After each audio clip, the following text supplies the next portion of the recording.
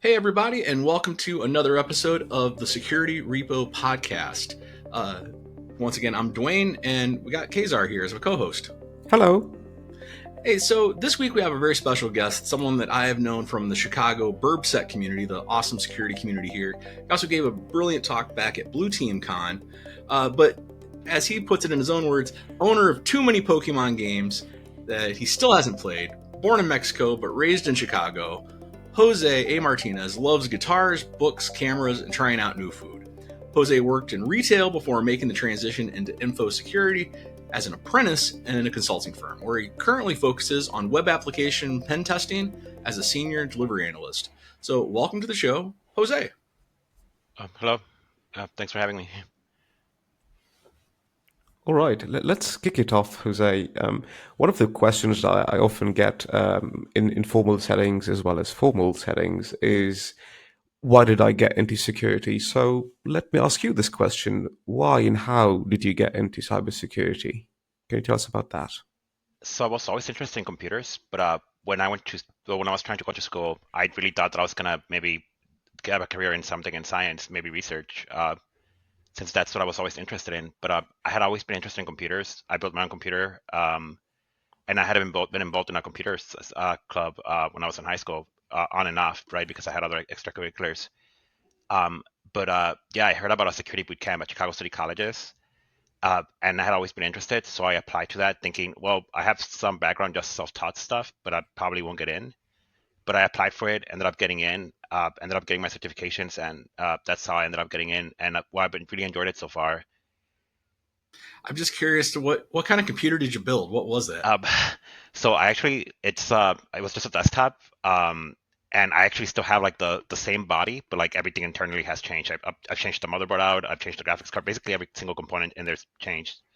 Um, And at this point, I actually put way too much stuff in it. It has like 4 or 5 drives, a solid state drive, for some reason a Bluetooth, well, not Bluetooth, a Blu-ray reader in there, like that I never even use. But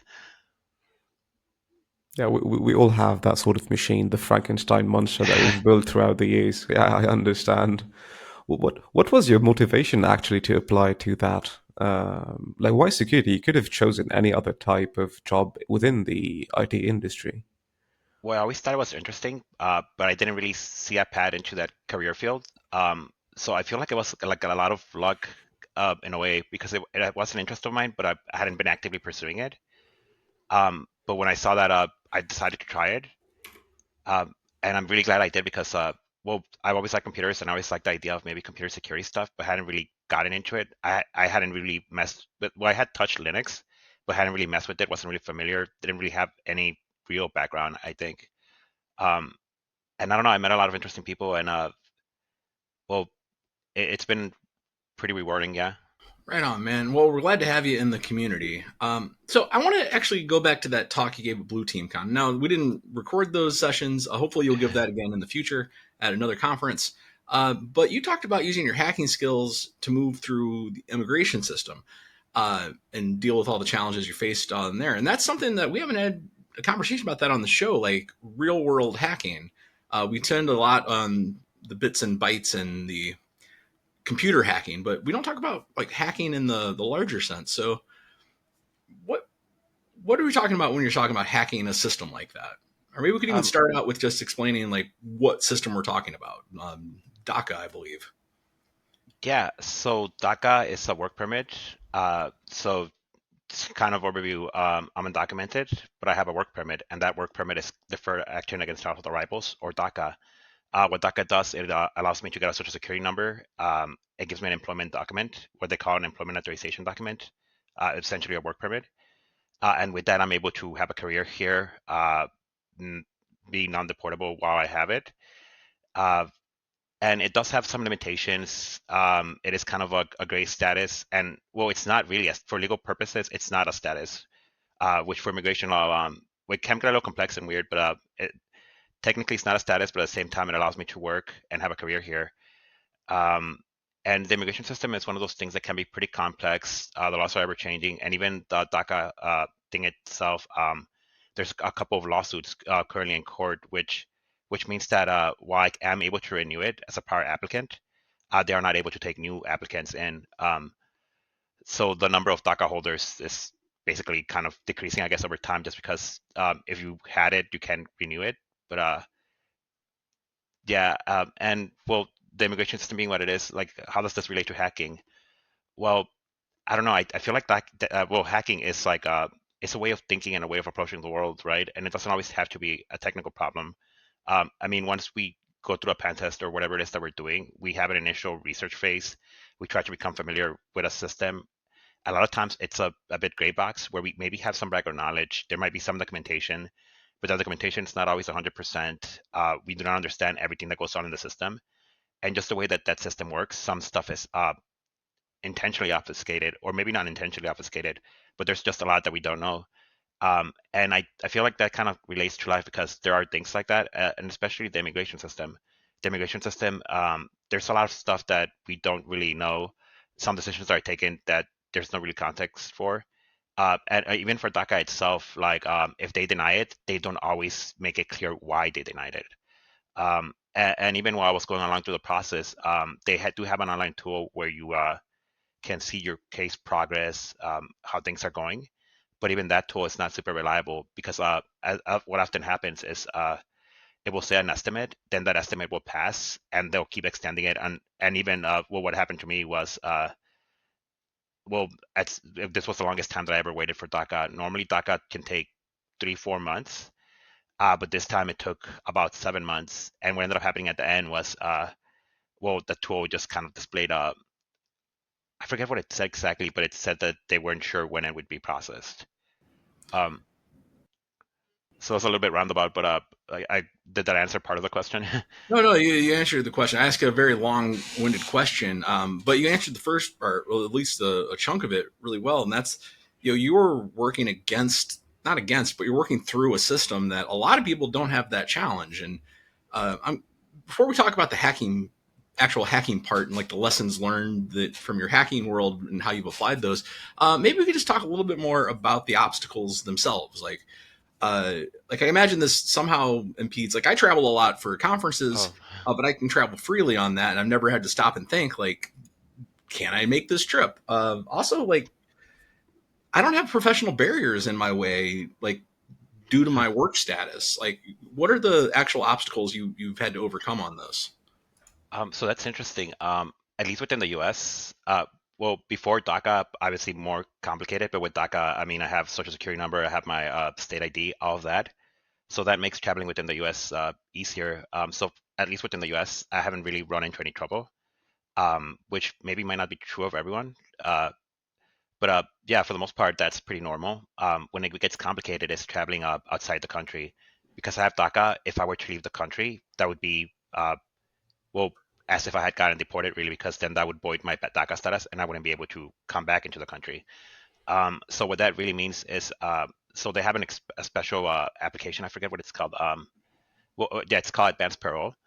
And so what you have to do is, if you are to travel to the country, you need to get a permit that I don't quote me on the price, but I believe it's around $600 right now. There was a recent fee increase, but you have to submit a fee, apply, and you can only do it for education, work, or humanitarian reasons. And that process can take a bit of time, maybe a couple months. So you have to have documents ready, prepare ahead of time, and and there are ways to speed that process up, but there's certain circumstances and kind of to that. So for me to travel to the country, I personally haven't done it. It is something that I've been planning to do, but definitely takes some money and some more effort. Yeah. Yeah, I can definitely imagine how that can be quite an impediment in your everyday life.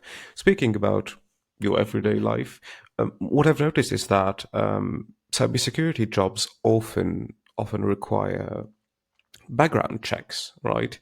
Especially if you want to work for the military, for the government, either in the US or in Europe. So, have you faced any sort of difficulty with these background checks in the past? Yeah. So that's interesting. To some extent, I mean, I'm obviously limited in what kind of work I can do since I'm not a citizen. I cannot maybe get certain work clearance and that kind of thing. But at least for most jobs, it's been fine. The only issue is sometimes, so something as an immigrant that you cannot do is you cannot make a false claim to citizenship. So you have to be really careful to avoid that pitfall.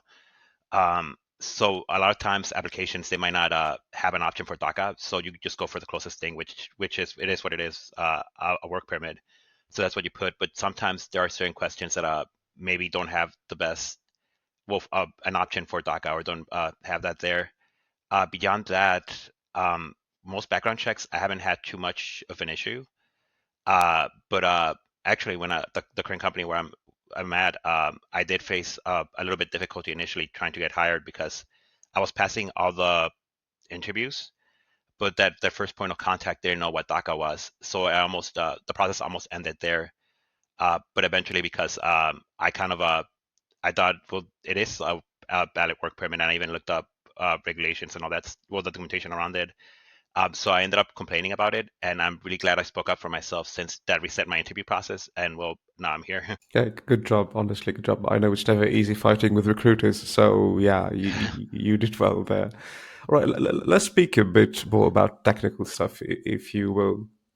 You work in security, right? You do audits for clients, I imagine. You do many sort of things.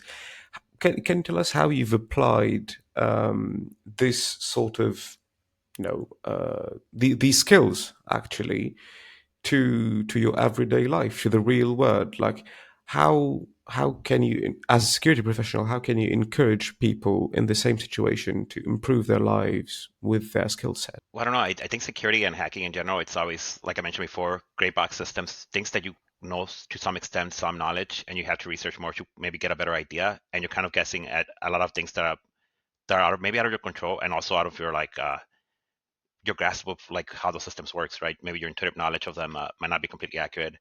But I think something that's true of all hackers really, it's when we're doing a pen test, we're always kind of up against a system that we don't really completely understand. We try to form ideas of how it works, but it's always constant, constant effort, constant research, and always coming back and reevaluating your ideas of how things might be. So I think it kind of makes you maybe I want to what's the best word? Maybe more resilient, or kind of it makes you don't give up as easily because it's one of those efforts where you're constantly kind of trying new things until you maybe get a better outcome and see how much you can get out of that system. Yeah, definitely part of the hacker ethos to like just we're going to figure this out. We're going to make this work. If we run into an obstacle, we're going to be persistent and get around it. I'm wondering what other lessons like you've learned as a hacker though. Like, what are the people ask you like, how do I become a good hacker? Just regardless of the situation, like, what are the skills you actually need? Um, I mean, at least from that's an interesting question. I mean, maybe from the well, something that's always helped me a lot as I keep progressing. It's one of the first things they teach you, but it's like I think really essential. It's recon, right? Um, as even well, you're always learning more. You find some odd system and you find maybe some technology that you're not familiar with. You research that technology and find out more. So there's the research side of that, and trying to find those technical resources. But as you keep becoming familiar with the application and the attack surface, you're always learning more and more about the system. So recon, as I do a pen test, is something that I'm always doing. I do it at the beginning to become familiar, like maybe do an nmap or that sort of thing, see what's out there. And then as I keep going through the application, I become familiar with and discover more endpoints, maybe in the page source code or some other endpoint. But yeah, no, recon has always been very productive for me. As I become, even as I'm doing other things and maybe testing certain parts, I'm always learning more and more about that application. So I want to go back one more time to something you said back at Blue Team Con and that awesome talk you did on undocumented hacking, which I will admit when I first saw that I was like, just hacking into a system without reading the documentation first. Then I got there and had this really thought provoking conversation. And part of what you talked about was grassroots activism and how that was part of your journey and how there's a crossover with hacker culture. So let's just start there. Like, what were you talking about there? Like, what was that part of your talk? So there's definitely a crossover with hacker culture, just in the way maybe that you approach things. Well, like I mentioned earlier, there's always the technical kind of parallels, right? Like in the skills, maybe the way that you kind of research events and plan them out, and also maybe encountering a system that you might not completely understand, and iterating on a process and kind of improving and learning more. So the main parallels that I can maybe take away is maybe in the way that you think about things, because well, there's different things that you're trying to do when you're doing activism. There's always like some issue that you're trying to address, or some sort of problem. Um, and so the way that you go about it is, you organize, you think about how does this system work, um, and then as you keep going through that, your knowledge about how the system works might change, and each successive action that you do, there's a plan to it. And so it's always kind of like, it's almost like pen testing, like you kind of do some action, then there's like some output comes back, and based on that output you keep iterating on that, and that might mean maybe escalating an action, or maybe kind of cooling off if the objective has been reached, like maybe some law has been passed, or well, whatever it is that your activism is about, really. All right, makes sense. I definitely hear your point on that. Now, if we go back to the topic about applying to companies' background checks and all of that sort of thing, I feel personally that candidates don't always get the best experience with all companies. I think uh, everyone can agree on that. So I'd like to get your opinion on this specific topic. If you were to give a call to action to tech companies and especially security companies, what would you tell them? um, so I think that the experience each candidate have can be very different just based on their unique background, and sometimes maybe HR is not as familiar with the technical goals maybe that maybe a hiring manager might want. Um, so I guess one thing to keep in mind is, especially if your organization is pretty big, I think that that can lead to each candidate having a vastly different experience just based on that knowledge of that particular well, first point of contact they encounter. So one thing that I would encourage is kind of maybe being more accepting or understanding of non-traditional backgrounds, since that can lead to a more diverse team on your end. Um, and sometimes, if there's not enough training there, some things might be perceived as not being valid, or maybe ending the interview process early for what could end up being a promising candidate.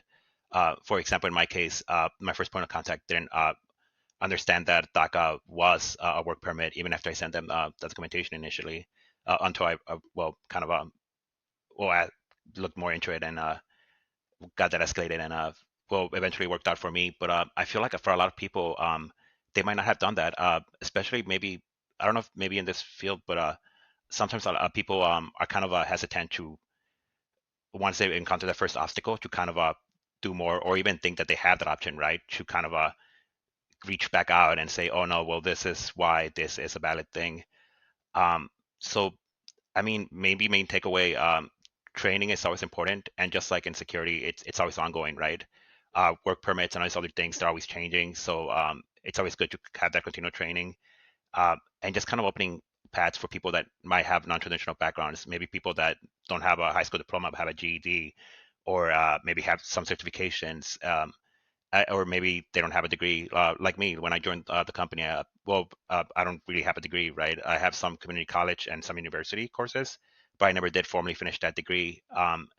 And that hasn't really been a blocker for me pen testing and finding criticals and doing, well, all that. Yeah, the code doesn't really care what degrees you have. It works or it doesn't. That's the beauty of code. You actually said something really interesting there, and it's something that I've been having a number of conversations out in the field about, is this idea of a non-traditional background. So far, I have yet to meet a security person at a conference who has a traditional background. I'm not even sure what we mean by a traditional background anymore. But I do know that there is a crossroads that everybody in security comes to where they're like, I don't want to do this with my life anymore. This seems more appealing. Let me go after that. Like your story, to go back to the beginning there, coming from retail and interested in tech, and then you went for it. I would love to hear you give any advice that you have to other folks who might be in that position where they're on the precipice. They're thinking like, that seems like a cool thing to do. Like, what advice would you give to folks there? Um, I think it's, so I didn't release it at the time, but then after hearing about other people even just applying for jobs, it's always kind of just go for it, even if you don't think you meet all the requirements, because you never know like what other candidates, if they're stronger or weaker than you, or even like how things might work out. And a lot of times I feel like it's maybe become a pattern, I guess, in life, and maybe that's why people give that advice. And it's that, even if you don't meet all the requirements for something, or you don't think it's gonna completely work out, just kind of give it a shot and see where it goes. And even if you fail, you will be richer for it. Yeah, definitely. We all learn much more from failure than we do learn from success. It's a bit unfortunate if you think about it, but that's life, I suppose. Yeah, and it can be a little scary. uh, Definitely. No, yeah, I read something once. It was along the lines of have the courage to fail, otherwise you will never be great. So yeah, you'll never be great at something, and that definitely resonates with me. So let's move on to something a bit more lighthearted before we end the show. We have this game that we like to play with guests. It's called the Guest Security Retro. And basically, what it is a way for us to know who you really are as a security professional. So it's made of 4 questions, and they're quite fun. Let's kick it off with the first one. What is your favorite command line tool focused on security? so that can be a tough one just because like I feel like I'm always chaining different commands and stuff, Yeah, of course. and one command leads to the other. And I mean, it doesn't always come up with what I'm doing, but I guess in Linux it would be grep, and in any other program it's equivalent, right? Like if you're going to a web application, Control F or whatever the find function is, because just finding maybe certain key terms can often lead to something productive or interesting, especially when you have like a mass of like code or whatever it is. That's interesting. I used to work at a company, and they had created the Pipe Greppers Union, uh, which is exactly all we do behind a console. Is like we're piping that grep somewhere, or we're grepping that pipe somehow. Uh, so that's and interesting. it Yeah, yeah, and it's always like, well, I didn't realize just how rich grep was until well, I went through a CTF and had to like parse a log, and like I was like, oh, it has like regex and all this other stuff. Oh yeah, it's really funny. I was just like an hour ago. I was fighting with grep with a huge regex trying to find something. So it's really funny that you would speak about that now. All right. What is the best interview question that you've been asked in the past? It's not the best interview question, but it's a weird interview question, which I think makes it more interesting. Fair enough. So back in high school, I used to do this thing called academic decathlon, and so as part of it, there was an interview portion. It had all these like different interesting parts, but so the preparation guide that we had, normally when you went through it, it would be standard questions, right? What you would expect maybe in a job interview or something like that. But what I always liked was the offbeat questions, the weird questions, because those gave you more creativity, and you had to on the spot kind of like will roll off that and make it something positive, right? So one of the weird, well, one of the interesting questions for me was, if you were a stone, what kind of stone would you be and why? Um, That's odd. yeah, but like, I mean, well, my favorite way to spin that was like metamorphic rock because you have to be tough under pressure and then there's other stuff and like, and you could go into the kind of the nerdy side of it and then also kind of like make a metaphors and like apply it maybe to careers or whatever it is you're doing. Um, but yeah, I always feel like the weird questions can be, well, it forces you to be creative, which is interesting. so uh, we always ask every guest, what's the best security advice you can give or you've been given? And then we'll ask you the worst security advice you've ever received. But let's start with the good. So it's not strictly security advice, and it's kind of multifaceted, but like, so the fact that I was studying Network Plus, Security Plus, and trying to get into security through that security boot camp at Chicago City Colleges, the fact that I was doing that will help me get my first tech support job. And then after that was when I finally got into security through that apprenticeship program. But as part of being tech support at this company, um, part of like the way that they trained you, I thought was very good. At first, it was kind of frustrating, but like so the way that they taught you was you would there would be a topic that you're not familiar with, or that you had the owner's manual for, and you might not know how the system works. But so that might mean that you might need to do some initial research, and only after you had looked through the documentation and maybe done some independent research for your own and actually made an attempt, and then struggled, only then would a higher level tech come in and help you. But the main important thing was that you first had to make an effort, and I think that that's carried over. That same approach carries over into maybe, I don't want to say maybe all aspects of tech, but that might be true. And definitely for security and application hacking, where you first make that effort to kind of well, it teaches you to rely on yourself, and even if you don't know a topic, have that confidence to do the research and try it to make that attempt first, which often leads to you well becoming a better tester, really. That is some solid advice. I really like that. And let's move on to the fun one. What's the worst security advice you ever heard or you Um, hear being given out there currently? I mean, it's not advice, but I've been told that sometimes like, oh, that's intended functionality, or that's not part of my scope. I mean, I've definitely had applications where like kind of gets tossed around, and no one really takes ownership for it. Oh yeah, not my job is pretty terrible advice. Yeah. Well, thanks so much for coming on the show and being part of the Security Repo podcast. To give you a chance, anything else you want to say, like any other, this is a platform. I just want to give you a free voice on, Jose. So any other thoughts, like as we're getting out of here? I guess like I mentioned earlier, even if something is scary or intimidating or unknown, always make that effort and continuously keep looking. Since you keep looking or trying, you might fail, but you'll keep improving, and eventually maybe get to a better place. So definitely make that effort. Um, and especially myself when I was going to security, having no real background, even though I did mess around with some stuff. Everything was very intimidating at first. Everything seemed like an unknown, but I kept going at it. And a lot of times it just takes time, really. Just keep getting exposed to those things and keep trying. And eventually that knowledge does add up, and it will lead you somewhere. That is awesome advice to end on. I am going to make a quick final plug here. If you're in the Chicagoland area or in Dublin, Ireland, look up BurbSec, BURBESEC. It is our local security community. It's how I know Jose in the first place, not just as a speaker, but as an awesome community member. But that's it for the show today. Thanks so much for being here. Thanks for joining us. Kazar, any last words to go out on? No, I was definitely very happy to chat with Jose today. I personally feel that, yeah, Jose is perfectly correct. It's really important for us, for team members, for security leaders to advocate for diverse backgrounds in our community, because often I see that's not really the case, at least in the circles that I tend to navigate in. So yeah, you're spot on there, Jose. I really wish we could all make an effort on that specific topic. And I definitely am trying to do what I can on my level, and I encourage everyone to do the same. See ya.